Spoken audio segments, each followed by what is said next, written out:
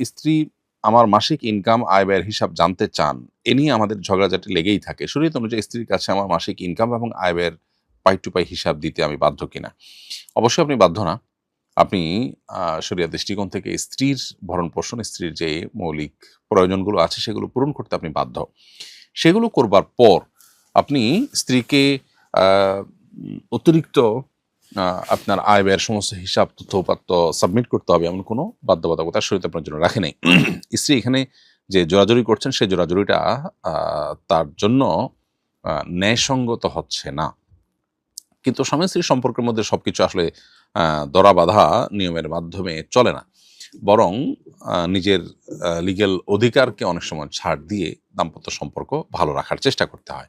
ঠিক সেই জায়গা থেকে আপনি আপনার স্ত্রীকে যদি জানান যে, "আমার এই উপার্জন এইভাবে খরচ করি।" তাতে যদি কোনো অসুবিধার দিক না থাকে তাহলে আপনারও সেটাকে সহজভাবে নেওয়া উচিত। স্ত্রী হিসাবে তার জানার কৌতূহল থাকতে পারে, আগ্রহ থাকতে পারে।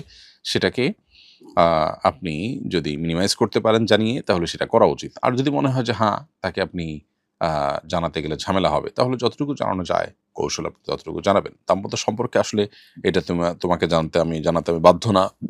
এরকম শর্টকাট কথা বলে আ আপনি দাম্পত্য সম্পর্ক ভালো করতে পারবেন তা কিন্তু না। এজন্য এক্ষেত্রে ছাড় যতটুকু সম্ভব দিয়ে হলেও নিজেদের মধ্যে সম্পর্ক ভালো রাখা দরকার। আমাদের প্রতিবেশী এক এতিম হিন্দু ছেলে খুব কষ্টে দিন কাটাচ্ছে। আমরা মহল্লার মসজিদের বাথরুম, অজুখানা ও আঙ্গিনা পরিষ্কারের জন্য তাকে কাজে রাখতে চাই।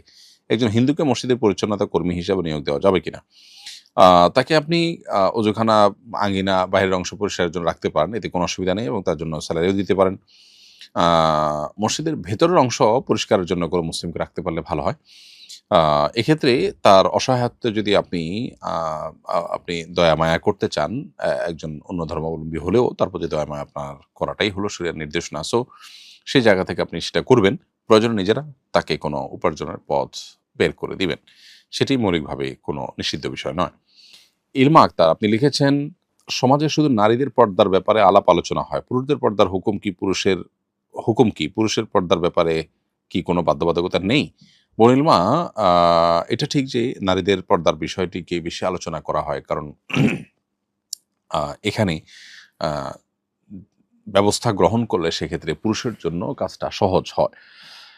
আ কিন্তু আল্লাহ তাআলা কোরআনে কারিমে যখন পর্দার আয়াত নাযিল করেছেন বা পর্দার বিধান দিয়েছেন, তখন আল্লাহ তাআলা কিন্তু পুরুষদেরকে আগে সম্বোধন করে বলেছেন, "কুল লিল মুমিনিনা ইয়াগুদ্দু মিন আবসারিহিম ওয়া ইয়াহফাযু ফুরুজাহুম।" আল্লাহ তাআলা তার রাসূলকে বলেছেন, "হে রাসূল আ আপনি ঈমানদার অনুসারীদেরকে বলুন, তারা যেন তাদের দৃষ্টিকে সংযত করে, তাদের সম্ভ্রমকে তারা যেন হেফাজত করে।" এরপরে নারীদেরকে বলেছেন দৃষ্টি সংযত রাখার কথা। যদিও পর্দার সাধারণ যে বিধান সেটি বলতে গিয়ে নারীদেরকে আলাদা করে আল্লাহ তাআলা বলেছেন। অতএব নারীদের ক্ষেত্রে পর্দার আলোচনা আসাটা খুবই প্রাসঙ্গিক।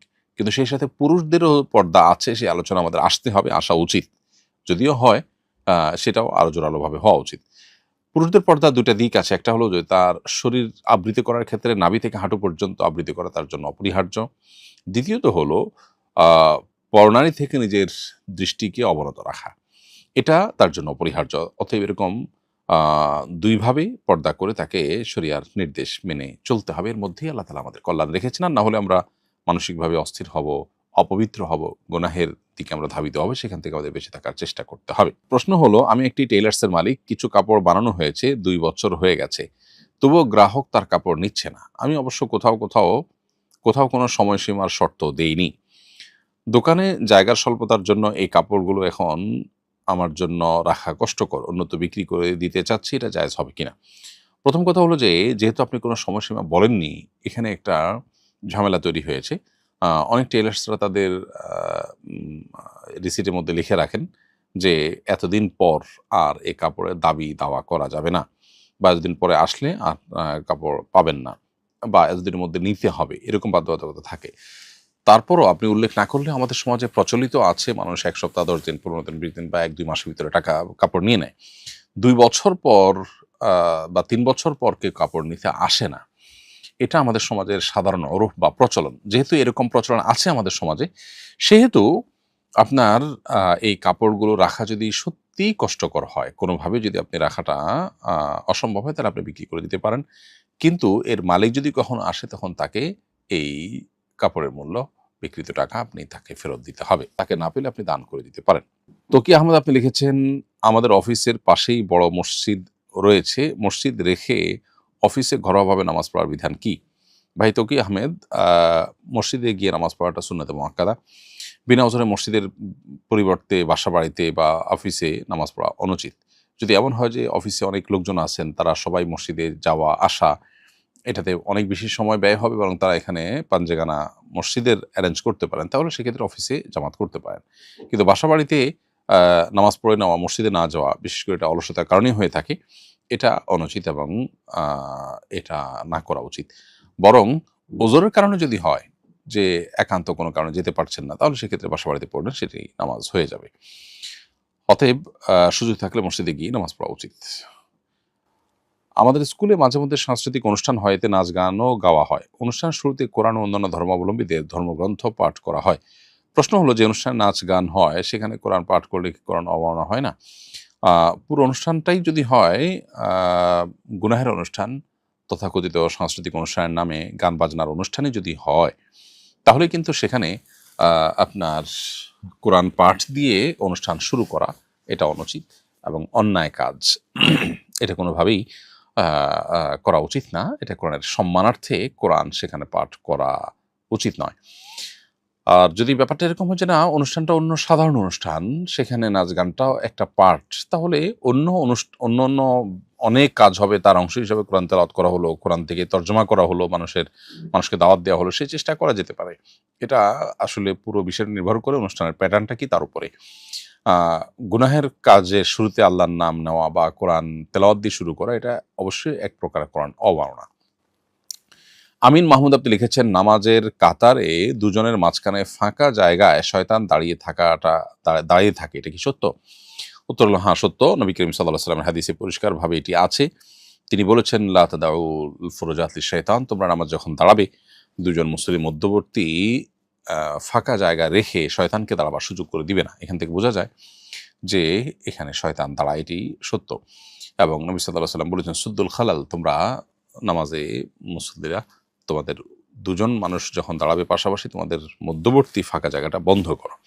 আমাদের দেশে অনেকেই নামাজে দাঁড়ান, কিন্তু পার্শ্ববর্তী মুসল্লির খুব কাছে ঘেঁষে দাঁড়ানোর যে বিধানটা আছে সেটা তারা মেনে চলেন না, বরং অনেক বড় ফাঁকা রেখে দাঁড়ান, যেটা সুন্নাহ পরিপন্থী এবং নবী সাল্লাল্লাহু আলাইহি ওয়াসাল্লামের হাদিসের খেলাফ। বিধায় এটা আমাদের বিশেষভাবে লক্ষ্য রাখা দরকার। এরপর আমাদের ইউটিউব চ্যানেলে একজন প্রশ্ন করেছেন, অন্যের কোনো গৃহপালিত পশু যদি আমার বাসায় এসে দীর্ঘদিন থাকে এবং বাচ্চা দেয়, তারপর মালিক এসে ফেরত নিতে চায়, তাহলে আমি কি অর্ধেক দাবি করতে পারবো? উত্তর হলো না, আপনি অর্ধেক দাবি করতে পারেন না। আরেকজনের পশু আপনি পেলেছেন, পালার কারণে আপনি অর্ধেক দাবি করতে পারেন না।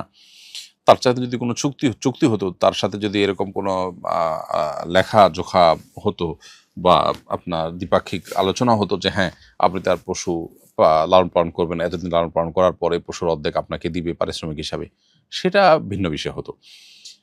ব্যাপারটা যদি সেরকম না, অতএব এটি আপনি নিজে থেকে কেটে রাখতে পারেন না। তবে পশুর পেছনে যে খরচ করেছেন, তিনি যখন নিতে আসবেন সেই খরচ আপনি দাবি করতে পারেন এবং সেটা আদায় করতে পারেন। তবে নিজের পক্ষ থেকে আপনি যেহেতু খাইয়েছেন, আ সেটার জন্য আপনি জোরালো দাবিও করতে পারেন না। আপনি আবদার করতে পারেন এবং তার কাছ থেকে সেটা আপনি নিতে পারেন, গ্রহণ করতে পারেন।